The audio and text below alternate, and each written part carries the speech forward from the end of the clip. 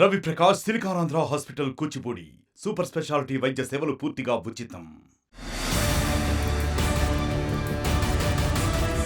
మొన్న పవిత్ర లోకేష్, నిన్న పవిత్ర జయరాం, నేడు పవిత్ర గౌడ.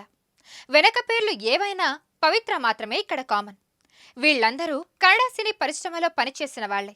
వీళ్ల వల్ల కన్నడ సినీ పరిశ్రమకు ఇప్పుడు బ్యాడ్ నేమ్ రావడం హాట్ టాపిక్ అవుతుంది.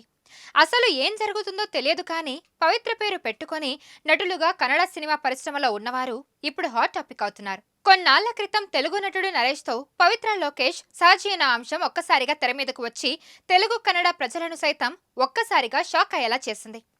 ఒకే రూమ్లో ఇద్దరు సహజీవనం చేస్తూ నరేష్ భార్యకు దొరికిపోవడం, ఆ తర్వాత మేము ఇద్దరం పెళ్లి చేసుకోబోతున్నామంటూ ప్రకటించి అందరినీ షాక్ గురిచేశారు.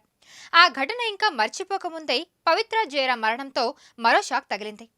భర్త పిల్లలు ఉండగానే సహనటుడితో సహజీవనం చేస్తూ పవిత్ర జయరాం చర్చనీయాంశమైంది. పవిత్ర జయరాం యాక్సిడెంట్లో చనిపోయిందని తన ప్రియుడు చందు సూసైడ్ చేసుకుని మరణించాడు. ఇప్పుడు ఆ అంశం కూడా మరొకముందే ఇప్పుడు పవిత్ర గౌడ అంశం కూడా అదే విధంగా తెర మీదకు వచ్చింది.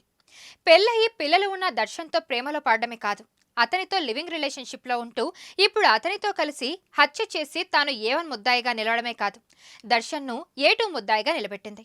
అలా పవిత్ర పేరు పెట్టుకున్న ముగ్గురు కన్నడ సినీ పరిశ్రమలో ఒక వెలుగు వెలిగి ఇప్పుడు అదే కన్నడ సినీ పరిశ్రమ చర్చనీయాంశంగా కావడానికి కారణమయ్యారు. మరిన్ని వీడియోస్ కోసం ఛానల్ ని సబ్స్క్రైబ్ చేయండి. లేటెస్ట్ అప్డేట్స్ కోసం వాట్సాప్ ఛానల్ ని ఫాలో చేయండి.